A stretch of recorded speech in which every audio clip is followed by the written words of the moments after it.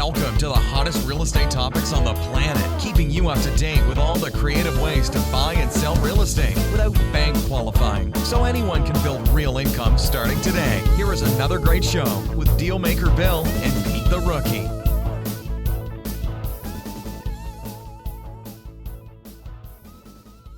All right, here we are at another episode of Flipping Houses for Rookies. Good morning, Peter.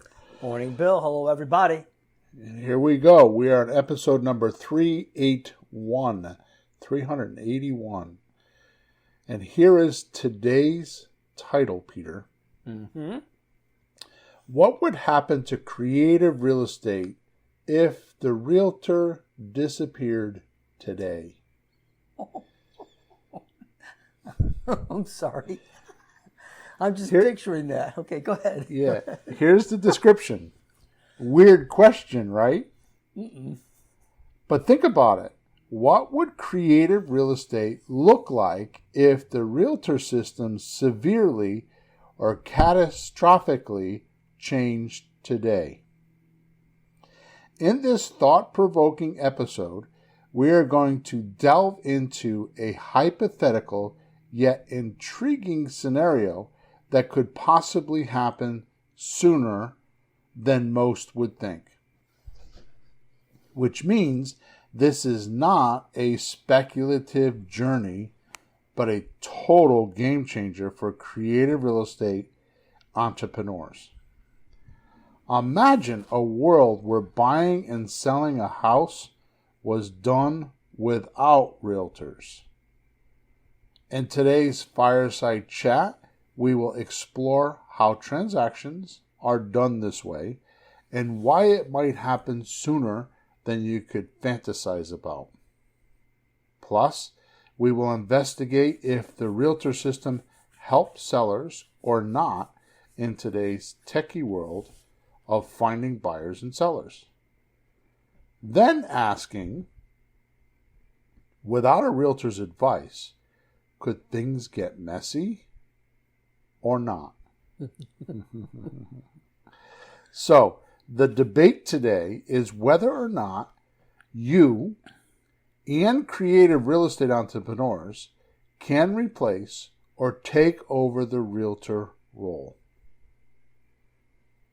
And you will soon hear it is not as hypothetical as you think. So make sure you stay tuned in or get tuned in right now. Wow. Yeah, wow is right. That was half the podcast. There's a lot going on there. I'd almost ask you to repeat that, but that'd be the other half of the podcast, so just get going.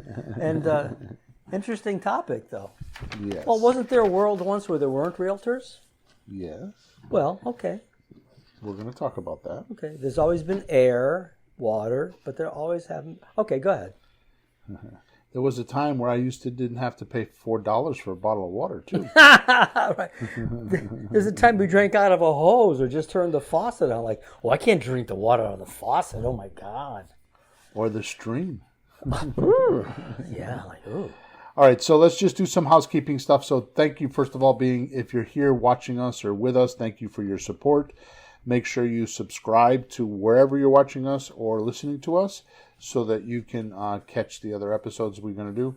I'm going to tell you right now the next couple of episodes are going to be spectacular.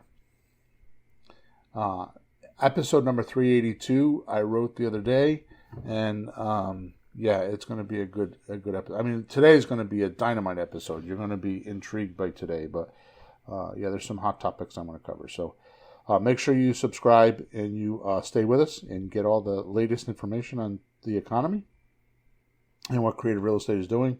Also, make sure you like us wherever you're watching us or listening to us. And if for some reason you have a question, we normally broadcast on Thursday mornings at 9:30 a.m. Eastern Standard Time. But I am on a sort of a retreat. So I've been changing the schedule. We're doing it on Saturday this morning, and we're actually 10 minutes late. So our times sometimes vary, but that's why you want to make sure you subscribe so you know when we're on the air. But definitely by Monday mornings, the podcast is syndicated and it is on all your podcast platforms. So you can definitely catch it there. But if you have questions, you can go on to Facebook, LinkedIn, or YouTube. And when we're on the air, you can ask questions. I will answer questions pertaining to the podcast. If you have any other questions, you got to go to flippinghousesforrookies.com and go to support ticket, and I will answer your questions there. Or if you have questions for Peter, I'll pass them along to him. Okay? So that's about it. There's a link in the description. The link in the description is so you don't think that I am hyping you. What we're about to talk about, or you think that I'm grandizing it. What is the word, Peter? Hyperbole. Hyperbole. So yes, say that again. Hyperbole. So you don't think I'm doing a hyperbole? Yeah, I looked that up recently myself. That's when you exaggerate. Yeah. Bill exaggerate? Never. We might exaggerate a little bit once in a while, but not much because reality is enough crazy going on right now. This is hot off the press. I put a link in the chat of one of the main articles that I ran into when I originally found out about this. There are several articles that you could read, but I put one in the chat in the description so that you can go check it out and you could read it for yourself and not think that I'm just feeding you a bunch of crap today. Okay? Mm-hmm. So here we go. The question I want to ponder today is, what if the National Real Estate Association, otherwise known as NAR, was crippled or even taken out because of scrupulous behavior, and creative real estate was left to replace the realtor system? What would happen? So while I was writing this, because this happens to me when I'm writing, things just kind of happen because I don't always premeditate or preconceive what I'm going to do until I start writing. Mm-hmm. There were 4 questions that just popped in my head. And those 4 questions are: 1, could we do it? Meaning, could real estate, how do we have enough creative real estate pros that could hold the weight? In other words, are our shoulders big enough? Right. Sure. To hold the amount of business that realtors do. Sure. People try to sell their homes themselves. If they can't, who are they going to call? Right. We show up, and then are there enough of us? Right. Number 2, how would we organize this? Right. Number 3, because of, I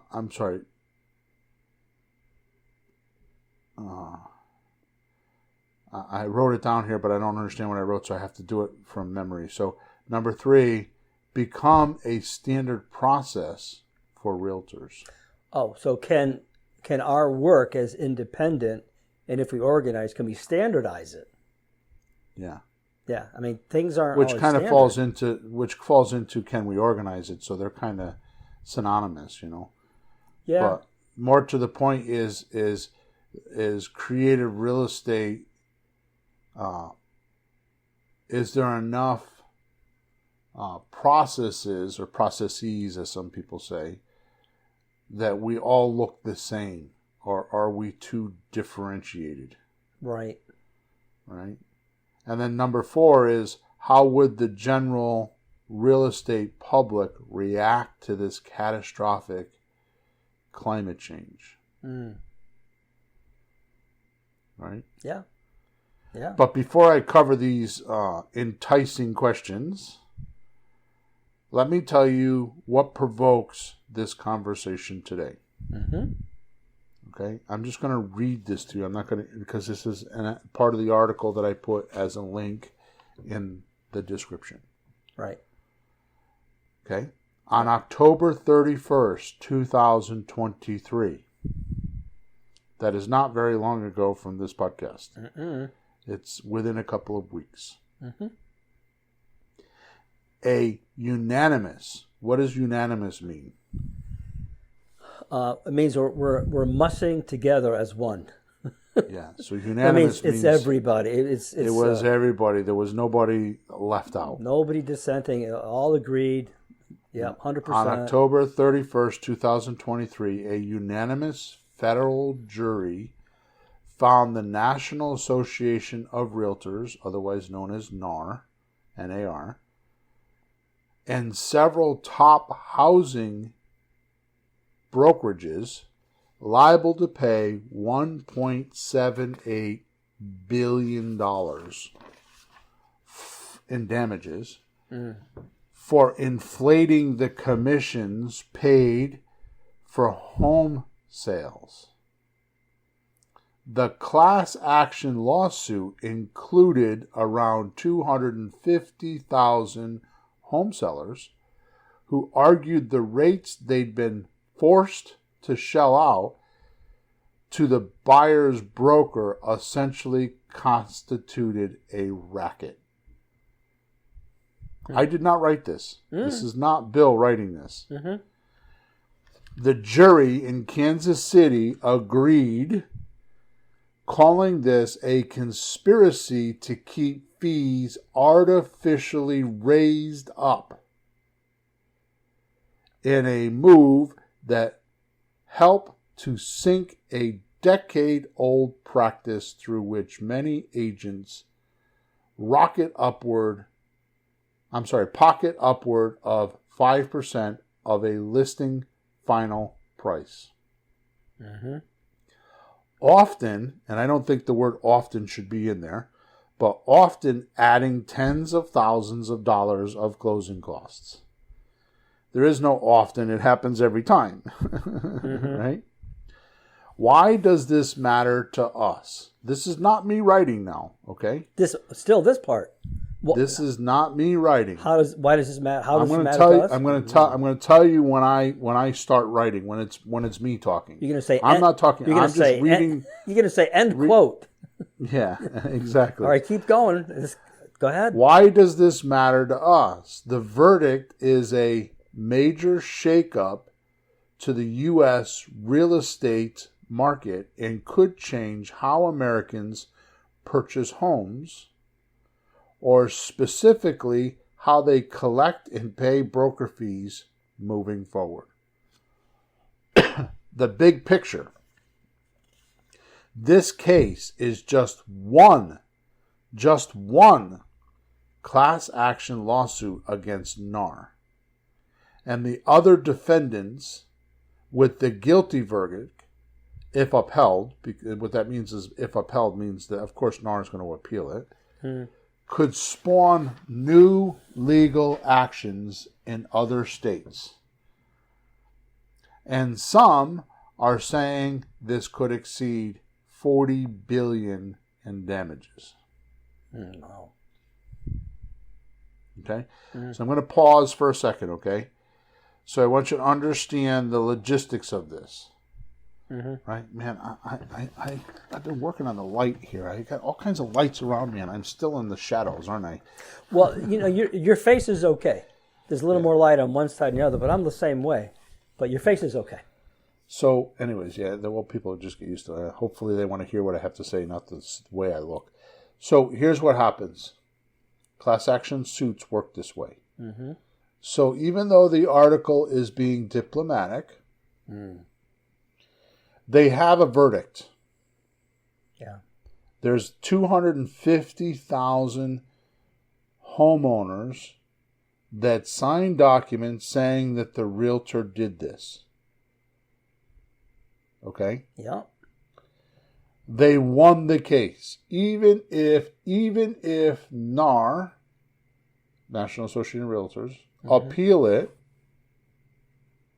and don't pay it, which I kind of doubt, what's going to happen is it starts that snowball effect of going down a hill, and there will be soon another 250,000 people saying, oh, they did that to me too. And it will just, so even if they appeal this case, there will be other cases now because a verdict was jured.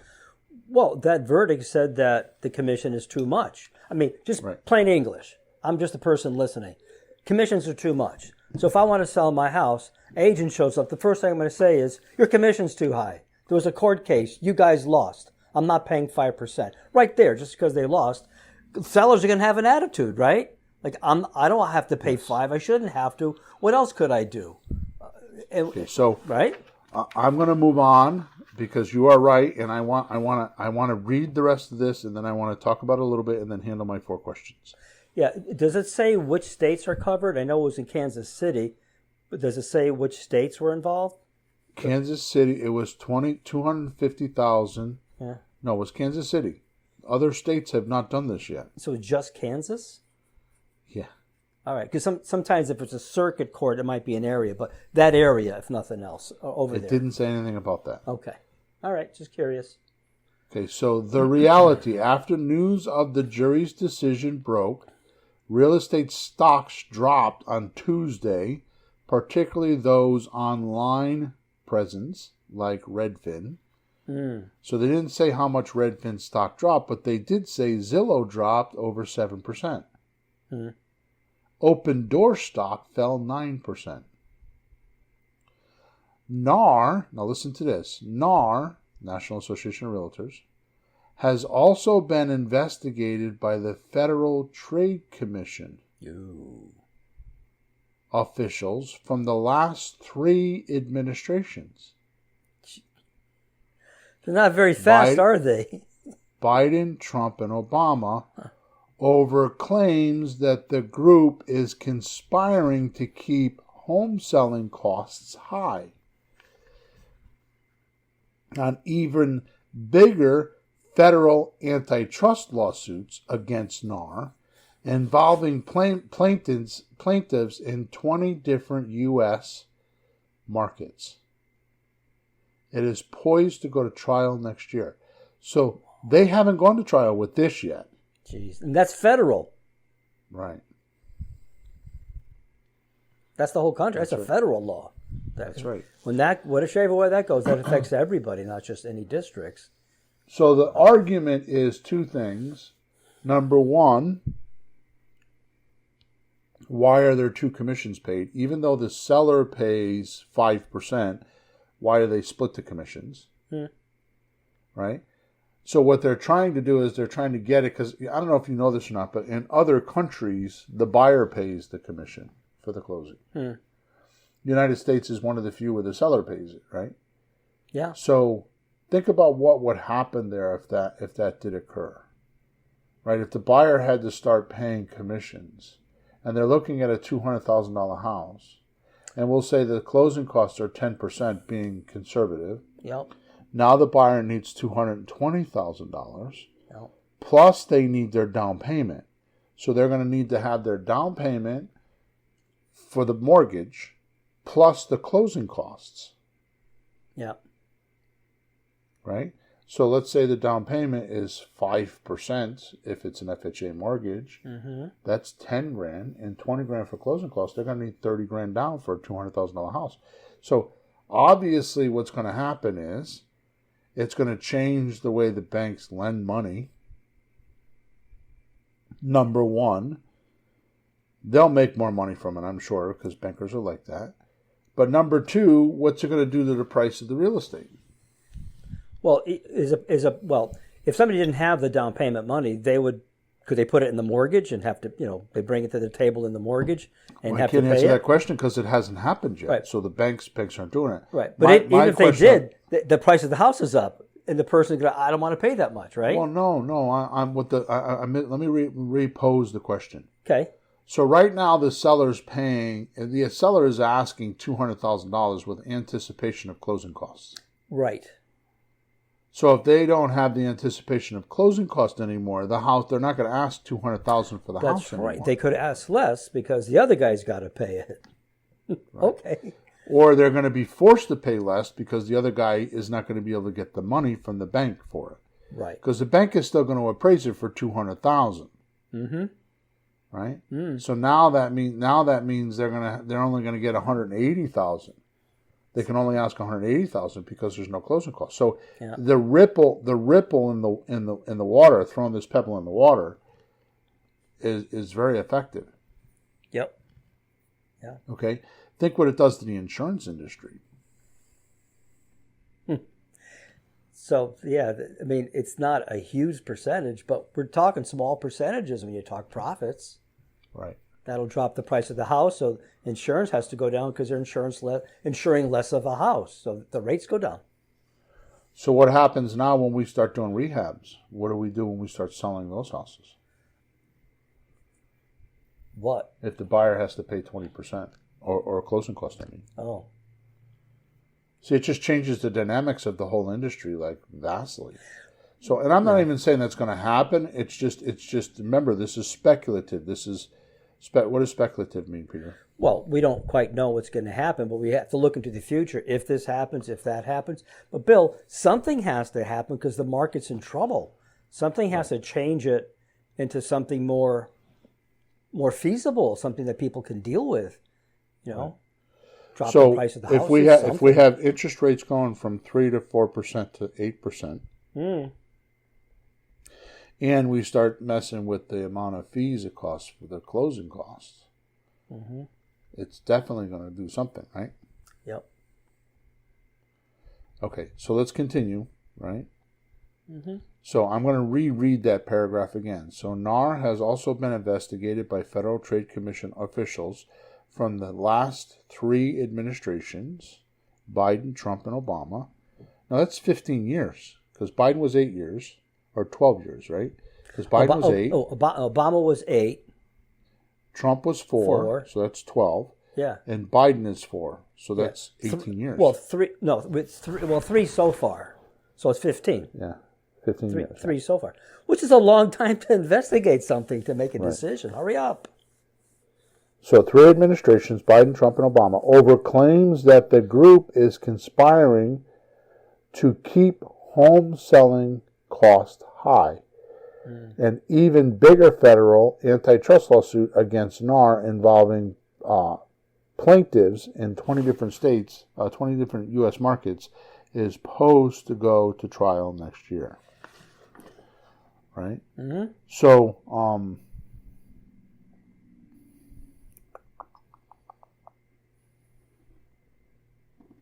right, good. So I did get that. So moving on. NAR has trademarked. Now, NAR was trademarked in 1950. I've been saying that for how long, right? Yeah. Which means brokers must join to get permission to use the Realtor title. Okay, so just to be clear, if you see the word Realtor spelled with a capital R, that means that they are under the trademark of NAR. So often you'll see the word Realtor with the circle in it that has the R in it. The registered. Yeah, it means it's registered, or the C, which is copyrighted. Right? That means that they're under the trademark of NAR.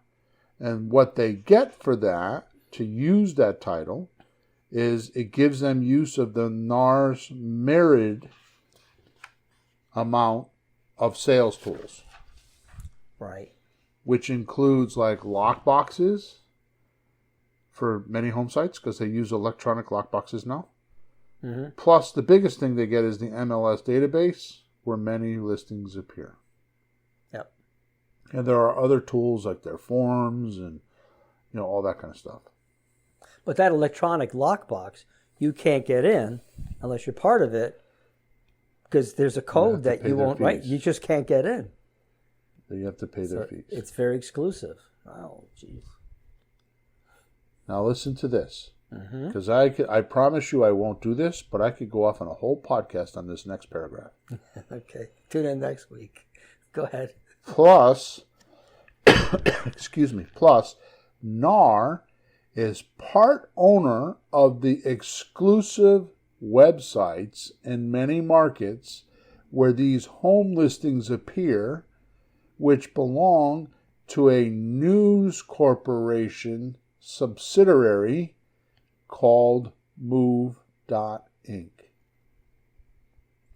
So let's just clear up some of the words. You could do it, or if you need me to do it, I can do it. Which belong to a News Corporation subsidiary. What does that mean? Well, they're under NAR. So it might be a separate company, but it's sponsored by, affiliated with. They're connected.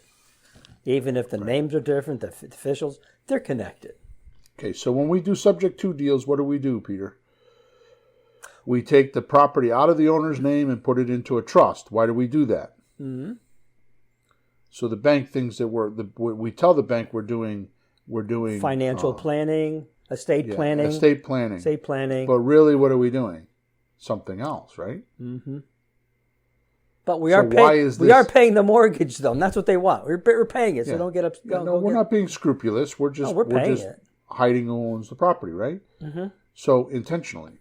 Mm-hmm. So, and it's not scrupulous. It's done in multi-billion-dollar businesses all over the country, right? It's used mostly by politicians. Doesn't mean that that's scrupulous, but anyways, this is what they're doing. So these websites, right, like Redfin and Realtor.com and these numerous websites are owned by Move Inc., which is a subsidiary, which means a company arm? like an arm, an arm, or like a lower echelon of NAR.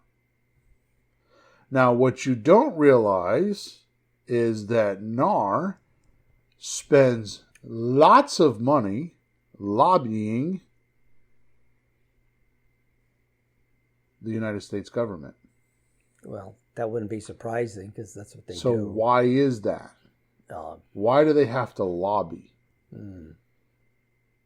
Because when you're lobbying, you're trying to either keep laws in place or get laws changed. In your favor.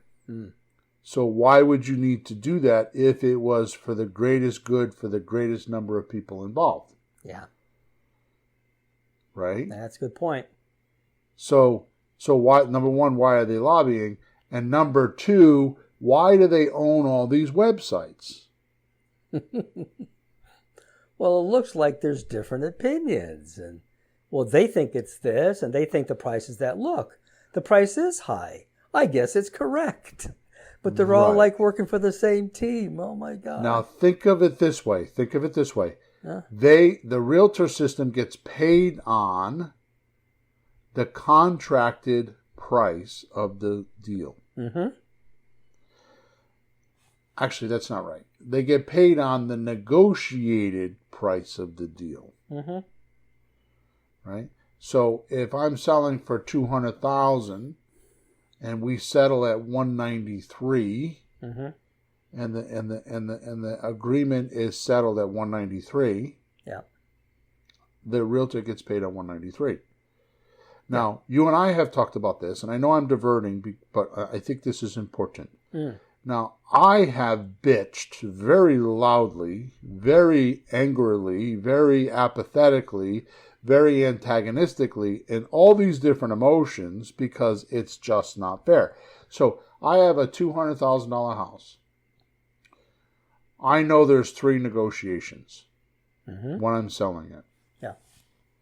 The first negotiation is the price. So we settle at $193, we'll say, just for an example. Yep. Then here's what happens. So the Realtor's getting paid on the $193. They don't reduce their commission on the next 2 negotiations. The next negotiation is once we do the inspection, and I have to do, we'll say $6,000 worth of repairs, which are not really repairs, they're just zoning violations because the house is, I just renovated the house. I just spent $43,000 renovating this house. This is an actual deal for me. Yeah. It's on Highland Avenue in Wallingford. I spent $43,000 doing a renovation, and they came in and hit me with code violations and told me that a chimney needed to be replaced and pointed. And I still to this day don't know why. Yeah. Because I had 3 chimney specialists look at it, and they're like, what are you talking about? Okay? So because the inspector spooked the buyer, I had to forfeit, we'll say the $6,000, either by doing the work or giving the seller credit at the closing. Then the buyer gets an FHA mortgage, and they come through and they find some FHA violations, like the steps are too high or too low. You need to replace the staircase. Right? So that's another $2,000. So now I've just spent $8,000, right? Or there's a railing missing, or it's not functional things, it's just safety things now. Yeah. The point is that I settled for $193. I'm selling I'm paying the realtor on $193. They don't participate because they say that's not their fault. But they negotiated the deal. They did all the negotiating. I couldn't speak to the buyer. They negotiated, and I end up with $185, and I have to pay a commission on $193. Yep. No, I've seen that happen. Now, those are hypothetical numbers, but that's what happens. Yeah, but even when the seller says, I want a concession, the buyer wants a concession, like I want you to put $5,000 or $10,000 in for my deposit quote, and it just comes off the price. You never get that. You just say, oh, I forgive it or something. And still but the realtor doesn't participate in that. Not their problem. No. So my point in this is the reason why they have these websites is because they get paid on that contracted price, the $193. So if they could artificially inseminate, right, the market by taking a house that's worth $150,000 and get everybody to agree that it's worth $200,000, including the bank. Yeah. What do they get more of? They get more commission. And this is the reason why they own the websites. And this is the reason why they lobby. And this is the reason why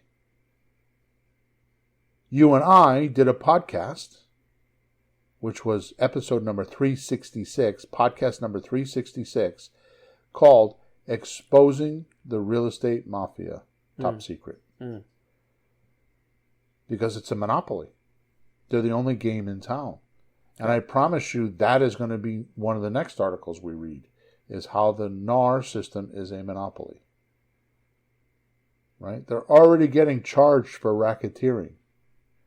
Because now, I just told you, the last three administrations, National Federal Trade Commission, investigated them, but they haven't prosecuted yet.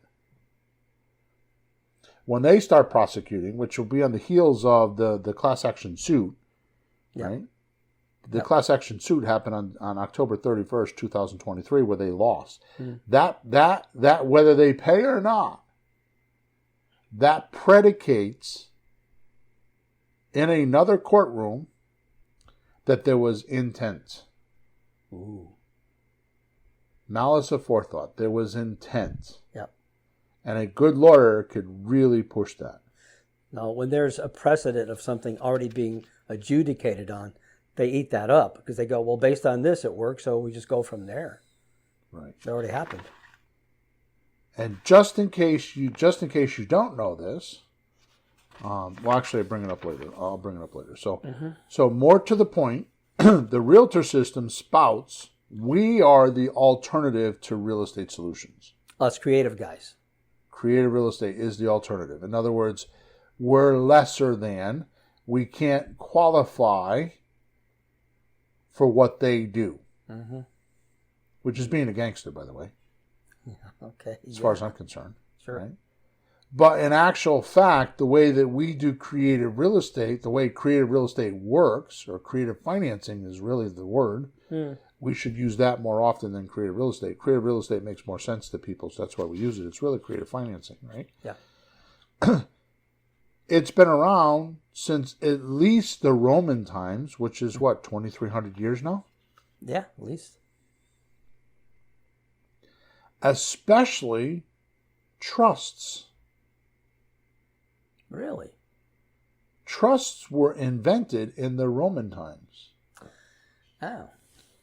Trust became popular in the early 1920s, and I told this story many times, when they were building skyscrapers in Chicago. Chicago, man. Yeah. I can go for some Chicago pizza tonight, but I won't be able to get it because I'm in Florida. So, Chicago, right? So here's what happens is the aldermans, a.k.a. the politicians at the time, wanted to build skyscrapers, but they were the aldermans making the rules. So they knew if the guys making the rules were building the skyscrapers, the general public would not allow that because they'd be like, well, they'll be scrupulous. And they would make rules so they could pocket more money.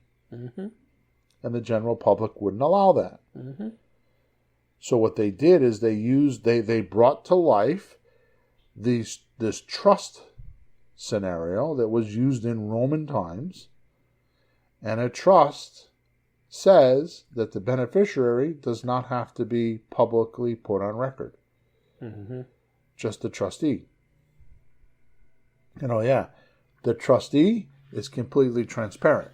So the trustee doesn't have tax problems. Yeah. Right? He's not liable for anything, right? Not liable for anything. It's just like a figurehead. Right.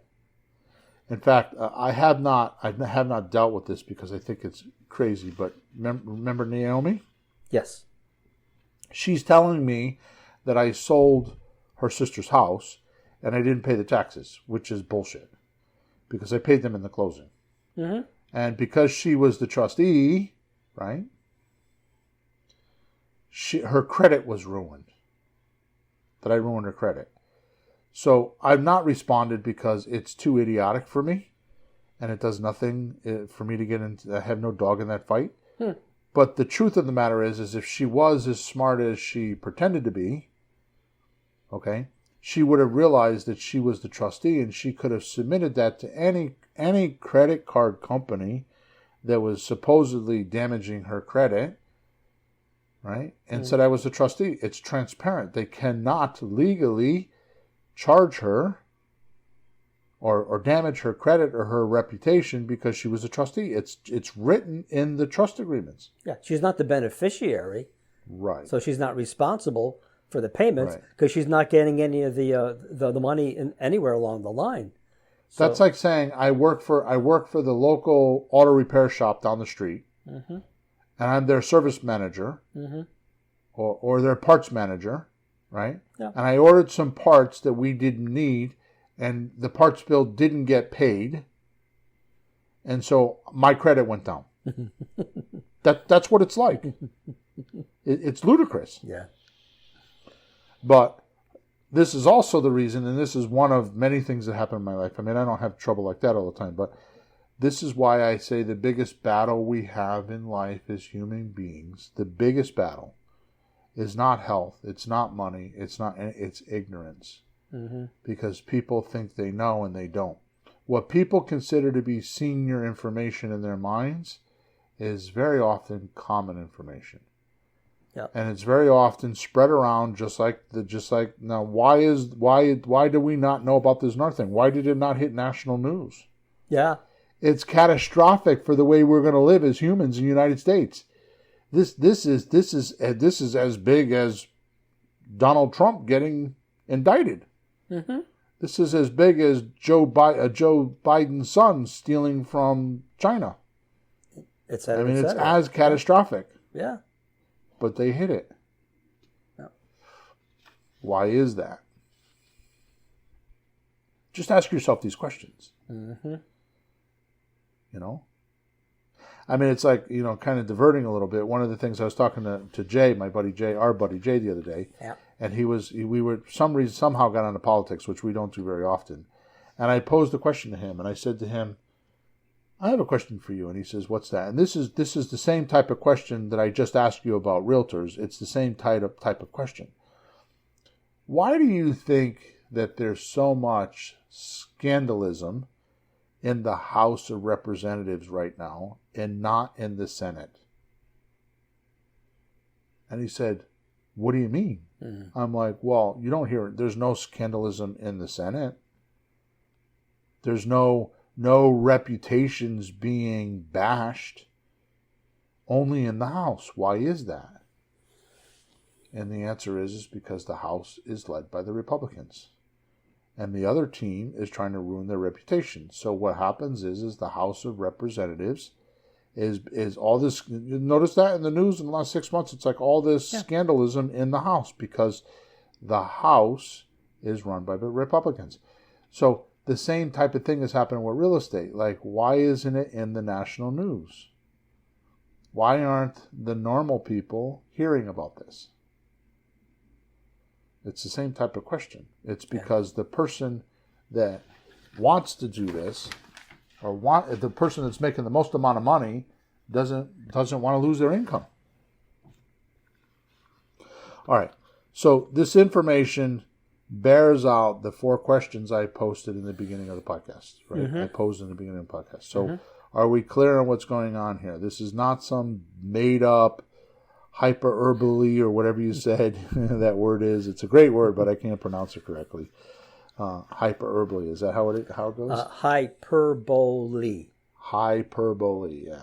Hyperbole. Oh, smartass is going to spell it for us now. In school. That was very sarcastic. You can do that because I know how to do it. Because I know what it means and how to spell it. Go ahead, make fun of me. I had to look that up sometime this year earlier. I think I'd heard it a few times. I was reading something. What the hell? Wait a minute. Yeah, it was pull out your phone and look up the funny words, folks. Power of words. Yeah. Look them up. All right. So number 1, could creative real estate handle real estate agents disappearing? My answer: no, not right now. We're not organized enough. More importantly, we don't have standard operating procedures amongst us. That's right. And licensing along with codes of conduct. Yep. Right? Like, what is the definition of a group? Right? So you would need to have standard operating procedures. Yeah. You would need to have policies that are in place for expansion, not for punishment, but for expansion. Right? Yeah. And you would need to have some sort of a guided focus. Right? You need to have everybody on the same page. Yeah. In other words, think of it this way. You know those rowing teams that you see in college with all the college boys in the boat? Yeah, with oars. Well, they all row in one direction, right? Yeah. Most organizations don't all row in one direction. No, there's a few places. If you don't, you get in trouble. Do you ever see 30 or 40 violins in an orchestra, the bows going up and down at the same time? There you go. I've been in one of those. If you don't, you're going to poke someone in the eye. Oh, jeez. No, I'm serious. So there's things that you have to on a short term. The longer term things you can go around for a while, but it'll collapse if you're not organized and working in the same direction toward the same goals in the same ways. I think of like chain stores, like McDonald's or any of those stores, Burger King, Walmart. When you go in any of those stores, they have to be consistent. So any part of the country, you know what's happening. It's organized. Well, you get the same product, so you would get the same Big Mac at McDonald's, and you would get the same Whopper at Burger King, and like for example, I was starving yesterday, and I'm like, man, I could totally go for a Dairy Whopper. Queen, a Dairy Queen burger, bacon burger. Okay. And it's like when I drive from Connecticut to Florida, it doesn't matter if I'm in a truck stop or if I'm in a Dairy Queen, as long as you get a Dairy Queen grill, the burger's the same. Yes. Right?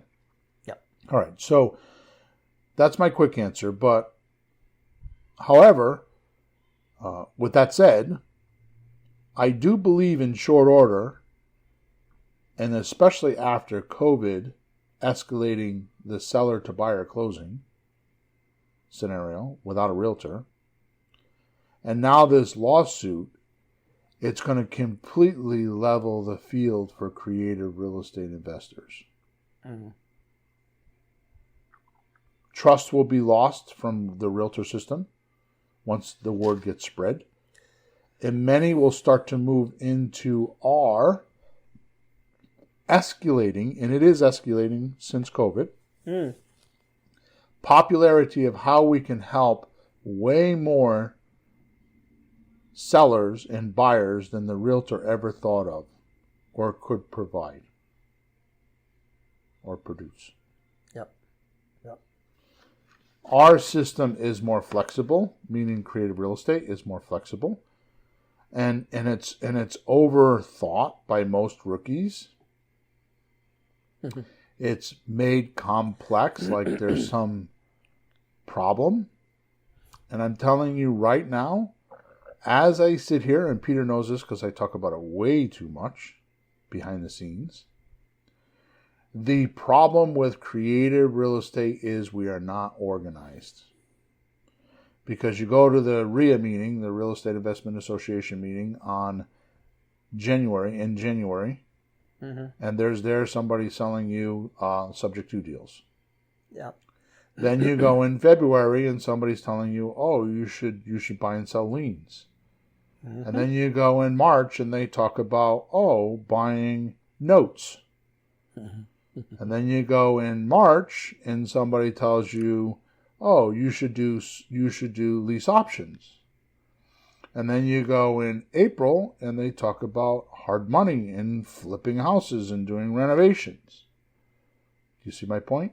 Yep. So every month you're induced with a new idea and you never stick with the first idea. Like if you bought the course in January on how to do subject to deals, you didn't go deep enough. You went wide and drilled shallow instead of going narrow and drilling deep. Yep. I mean, Peter, how many subject to deals have you seen me do? Several. Right? I was on. I have a couple of my own. And how many do you think I've done in my life? I don't know. I've never counted them, but it's a lot. Yeah. And I still go online and I still buy subject to courses and materials. Well, that's a point. Like, what if in June, a different guy comes and sells his subject to course? It won't be the same as the first guy. He'll have other things. And then, so there's 10 ways you might do that, or 10 little nuances this way. And people get confused. What should I do? What should I not do? And it's not standardized. And that's the point you're making. Right. So what happens is, like, for example, Pace Morby teaches subject to. Everybody follows Pace Morby. And God bless Pace Morby. He's a great marketer. Yep. Somebody asked me on a support call the other day, what's the difference between me and Pace Morby? And my answer was this. Pace Morby is a marketer and then a subject to guy. I'm a subject to guy and then a marketer. Yeah. Pace Morby, I'm sure you should listen to him. You should go do whatever you got to do with him. I'm totally cool with that. I'm not saying I'm better or worse than him, but I can tell you one thing that he does do that will hurt him eventually. He doesn't make sure that you have 20% worth of equity in a subject to deal, so when the market turns, you don't get stuck with properties that you have to pay for that are over leveraged. Yep. So if you're buying, especially after COVID, and he's using realtors to find subject to deals, which means he's paying realtor commissions. Ooh. So that means you're in a deal and it's okay for now, but what happens when and if the market changes and that $200,000 house goes back to $175,000 and you owe $190? Yep. How do I know this? Because I went through the 2008-2009 crash. Yep. He's not old enough. So I'm not saying he's bad or anything like that, but he's not been through that era. And he's not learned. That's why we have, because if you look at my system, which is, slot deals, sandwich lease option transfers, option deals, the hierarchy going down, options, and then rent to owns, which is sandwich lease options that you stay in because you get 15 or 20% worth of equity, right? Then you go down to getting the deed, which is subject to, and then rehab retail, and then wholesaling, and then owner financing. The further you go down the scale from the top, the more equity you get. So slot deal is no equity, an option deal is 10% equity, rent to own is 15% equity, subject to is 20% equity, rehab retail is 30% equity, wholesaling is 40% equity, and seller financing is 100% equity, right? The reason we do that is because as you go down the hierarchy, if you notice, subject to is the first place we get a deed. So the only time we get a deed is if we have a minimum of 20% worth of equity. On a rehab retail, we get 30%. On a wholesale, we get 40%. And owner finance, we get 100%. So, well, we don't get 100% equity, but there's 100% to negotiate. Yeah. So when we get a deed in our name, we want at least 20%. If we have low equity or no equity, we don't own the property, we just control it. So the slot deal, the option deal, and the rent to own is just controlling the equity, but we're not responsible for it. We can't get stuck with it because there's not enough equity there's not enough room if the market changes, there's not enough room to absorb a loss. There's not enough equity in the deal. That's the And clearest with I've ever. COVID, That's the clearest I've ever understood why. I understand the numbers, and you don't want to buy something with no equity in it, of course. But just clarifying that it's not just does the deal work today, is it safe to go on into the future? If things shift around, am I still okay? Right. Voice of experience there. That's what you're saying. Yeah. So, that's the reason why I do that. Now, I'm not saying that my way should be the standardized process, which I believe it is because I've never seen any system like mine. Mm-hmm. Nobody teaches all of these deals and how they interchange with one another. Nope. Right? So, the big thing that I'd like to make is that we're not standardized. We need to be, and that's something I desire to do in the future, but we'll talk about that another day. Mm-hmm. The main thing is that the more that people find out what the realtor is doing and what's happening behind the scenes and what's been hidden from them all these years, the more it will level the playing field with sellers and buyers. Mm. Number 2, we would need to organize are ways of doing transactions, which we just talked about because they're similar, but there's standard ways of doing creative real estate deals. So let me ask you this question, Peter. Mm-hmm. When you do a transaction with a realtor, what are the 2 documents that you use with a realtor? Do you know? Well, there's a purchase and sales agreement. Yeah. And what's the other? Well, you have to have an agreement with the realtor. A listing agreement. Well done, Peter. Yeah. So the only 2 documents they use is a listing agreement and a purchase and sales agreement. They use no other. Huh. Yeah. So they go to school to learn how to draft those documents because their only job, which you ask a realtor and they don't even know this, mm-hmm. What is your unique selling proposition? What do you do for your client? Well, if they sign a listing agreement as a seller, their job is to actually find a buyer. Once they sign the purchase and sales contract, they're technically done. They turn it over to the closing agents. Yeah, they don't. Now pay attention to this. Pay attention to this. Right? So they make 5% of the sale to do that.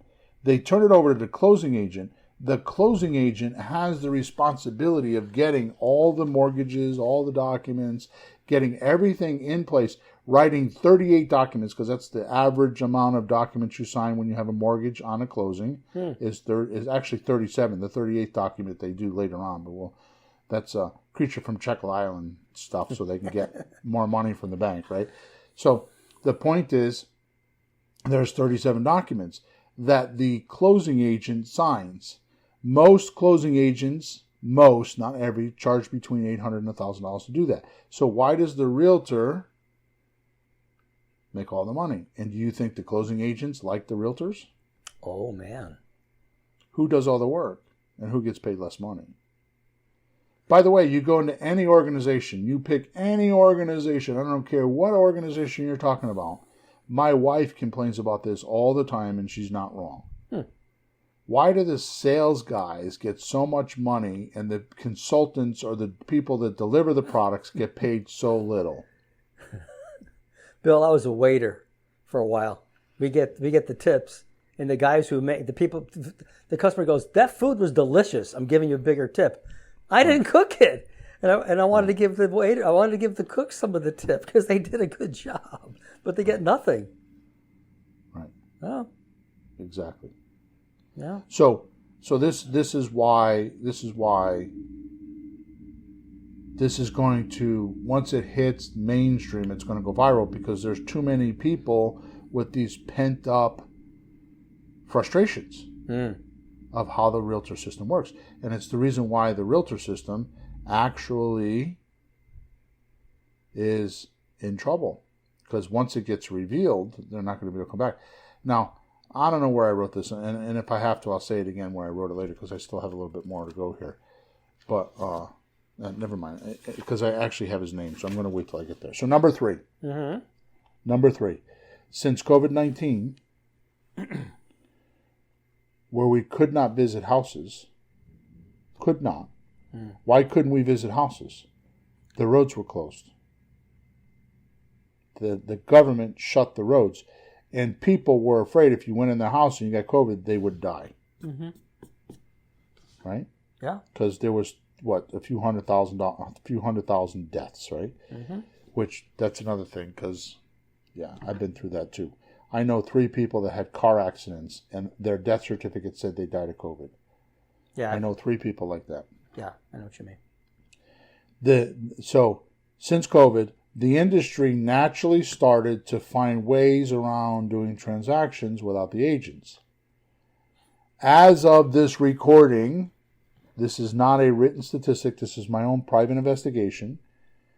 My estimation is 40% of all closings today are done without an agent. 40%. 40% are done without an agent. So, how long is it going to take others to realize, I just did a closing 2 weeks ago between 2 friends of mine. That's right. And now I did it for free because they were friends, which I hardly ever do because that's not good for them because it's not good for them. You may think it is, but now they feel indebted to me and they have like this transgression, like I worked for them for free, and they think that and it does funny things. So. But regardless of that, my point is that I did the entire transaction. I called the lawyer. I wrote the purchase sales contract. Mm-hmm. And I wrote the purchase sales contract 3 times. Mm-hmm. And they were frustrated. Buyers and sellers were frustrated because I wanted to get it right. And I wrote it that way because I wrote it originally just to get it in writing.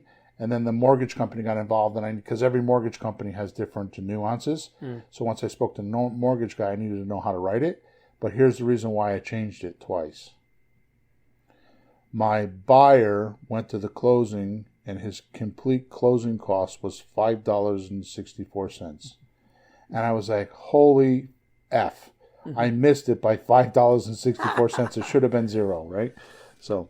anyways, my point is the transaction happened without an agent, which is why realtors say that there is a housing shortage. Oh, they think it's a shortage because people are selling on their own. Well, no. What? Because what's happening is because 40% of the market, and because a lot of people are realizing, I don't have to pay that 5 or 6% commission. I could do it on my own, and I could save that. Yeah. So here's what happens. Agents are not getting the listings, which means there's a shortage of properties on the MLS, the multiple listing service. Mm-hmm. So they think that there's a shortage of houses. And who owns all the websites and who owns all the propaganda of house sales? NAR. Yeah. And what are they saying? So they passed around this rumor because this is kind of like in 2008 when the market happened. I used to ask myself, they're saying there's a shortage of money, of mortgages. They couldn't close because all of a sudden there was a shortage of money. I'm like, so what did somebody do? Come in and take like truckloads or airplane loads or what? Train loads of money and take it outside of the country? Where'd it go? Yeah, like right now, like where did all the houses go? I mean, I drive around, I don't see boarded up houses. I see people living in them, and there's not vacant lots like some alien came down and sucked all the houses. So where did they go? Mm-hmm. So this datum can't be true. There isn't a shortage of houses. No, there's a shortage of houses on the MLS, and the realtor can't do their shylarking. The realtor can't do their presentation like the snake oil guy in old Western times in the 1800s when he would stand outside the town with his wagon and give you his spiel. Right? Yep. Which brings me to number 4. How would the general public react to this catastrophic climate change? Truth is, one of the biggest misunderstandings in the realtor system is what sellers or buyers who hire them think they should do, which I talked about this already. See, the realtor is technically supposed to find the buyer or the seller, depending on how they were contracted. They might have been contracted, I want to buy a house. They might have been contracted as the agent to go find a seller. Or they could have been a seller contracted to go find me a buyer, depending on which way the transaction's going. Does that make sense? Sure. There's a seller's agent and a buyer's agent. Just as I explained a little bit earlier, they're not contracted to consult or hold your hand all the way through the transaction. Now, as far as I am concerned, we've been on this podcast for 1 hour, 28 seconds. I'm going to tell you right now what just came out of my mouth is the most important thing out of this entire podcast. In my mind, it is the most important thing, and I'm going to tell you that right now. So, a seller hires a realtor under the guise that they are going to consult them through the transaction. They're not taught to do that from realtor school. They are taught on how to get a purchase and sales contract, procure the deposit money, make sure it's in escrow and safe so nobody could steal it, and turn it over to the closing agents, lawyers, or escrow companies, whichever one, right? That's their job. The smart realtors that do 15, 20 deals to 70 deals, because I know a realtor that does 70 deals, or was doing it. I haven't talked to her in a year, but they realize the only way that they're going to get their commission is with the closing. So they do hand-holding through the transaction to make sure that the deal gets closed. So they babysit the transaction. Yep. Okay? If you don't babysit the transactions, then the closing doesn't happen. They don't get their commission. It takes some realtors years or decades to figure that out. That training is done within the agencies. So if there's a good realtor broker and they realize this, they will train their people to do the babysitting. Unfortunately, most people, and I'll probably get support tickets on this, but usually women that are they're moms, or they're looking for an income without having a 9-to-5 job, become realtors, and they don't realize the amount of work that needs to happen to be able to do that much volume. Yep. So it's a misleading type of industry right from the beginning. Yep. Right. So the smart agents figure out how to do this. Now, the reason why I say this is the most important thing of this now 1 hour, 2 minutes and 50-second podcast is this. If you just took what I just told you to heart, to your core, to the deepest point of your beingness, and you use that philosophy with every single person you dealt with, and you treated it like it was a consultation that you're going to easily walk them through the transaction the entire way, and help them focus on any pitfalls that might be coming, like I just did with my friends. They kept saying, my friend Nick called me and he was like, how did you do that? He had no idea what I was doing, and he got to the closing, and I told him to make sure he had $68,000 in the bank because he might need it. And I did that intentionally because guess what he's still got in the bank? $68,000 minus $5.65. $6,000 to $8,000 in the bank. So he's got a cushion. And I intentionally did that. I wasn't being covert. I'm just saying that I did that. I consulted him correctly because he came out and he was like, oh my God, how did you do that? Well, the bank would want to see some money sitting there, right? Yeah, it's not just for the hell of it. There's reasons, because you know how they think, and like they see no money in the bank, like this looks dangerous, they don't want to give the loan. So it doesn't mean you have to spend it, but you have to have it there because it looks good. Makes the bank feel comfortable. Right. So I want to end with this. want to end the podcast now because we're 1 hour, 4 minutes in. Mm-hmm. I want to end with this. I have lost count of sitting in houses face to face, nose to nose, sometimes belly button to belly button. Okay, being facetious. Talking to sellers about their houses over my 30-year experience, 30 years of experience. Mm-hmm. I used to do 12 to 15 appointments a week in Meriden, Connecticut, Wallingford, Connecticut, Cheshire, Connecticut, Plainville, Connecticut, right? All those areas, the mid-state. Yep. If you put a gun to my head or told me you would give me $1 million to name one person that actually complimented the Realtor system, I'd have to take the bullet and I couldn't take the money. Because I don't think I could do that. Yeah. Every one of them, and I'm not one that spreads generalities like everyone. I'm usually more specific. What I pride myself in is when I give our listeners talk like we're giving you today. It's not rumor mongering. It's something that I've actually seen with my own eyes or tested or went through myself. Now, I'm not saying that you should listen to me because I'm just one guy, but I'm telling you that I don't say these things lightheartedly. Yep. I'm not bashing the Realtor. I'm bashing the Realtor system and the guys that are running it. Now, I think what happened is I got my podcast mixed up because next week I'm going to talk about this. But the one thing that I will tell you is the CEO of NAR has also been prosecuted for sexual harassment. Mm-hmm. So what does that mean to me?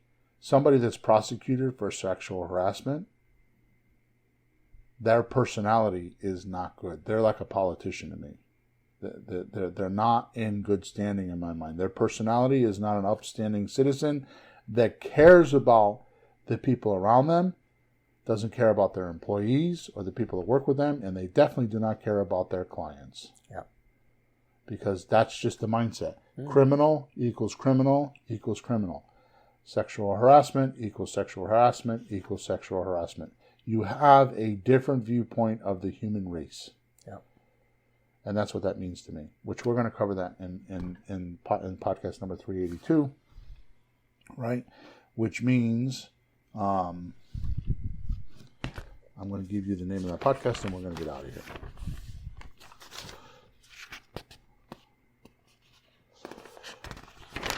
So episode number 382, which will be next week, is Emerging Real Estate Market Trends with Creative Real Estate in Today's Economy. And I'm telling you, I spent a lot of time on research on this podcast, and it is definitely something you're going to want to hear. It is not going to be like some smoke and mirrors, go do this type of deal and you can make millions of dollars. No. I dug into today's economy and some of the stuff that's going on, and I was shocked. Because you want to know something? Yeah. Just a little hint. Mm-hmm. Well, just look at how real estate is being conducted today, just with all those websites. Yeah. Compared to how it was 5 years ago or 10 years ago. The Realtor was needed back then because the technology was not available, but it is now. That's why the Realtor system has become outdated. Yeah. Because of technology, mostly. That's what I saw. If their job is to find the buyer, well, the buyer can go online and see the houses himself.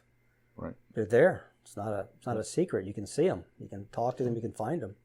So. All right, Peter. So I want to thank everybody that was listening to us today. Hopefully you got something out of today's podcast.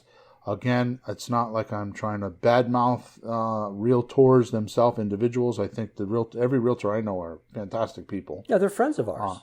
But the system is rigged to do some certain things, and the court system is now revealing those secrets and telling them, no, can't do that for the last 73 years. And they're getting corrected. Now, whether they survive in those corrections, I don't know. But when the CEO who has just stepped down is in court for sexual harassment, I would think probably not. So they have $1 billion in assets, NAR does. $1 billion in assets. How does a National Association of Realtors have $1 billion in assets? I would think it's a service company. What do they own? They must own property? Exactly. I don't know. Well, inflate the prices so your own value goes up. Nice. Right. All right. So make sure you subscribe to us wherever you're watching us or listening to us. Make sure you like the podcast. Make sure you leave a comment for us, please, please, please.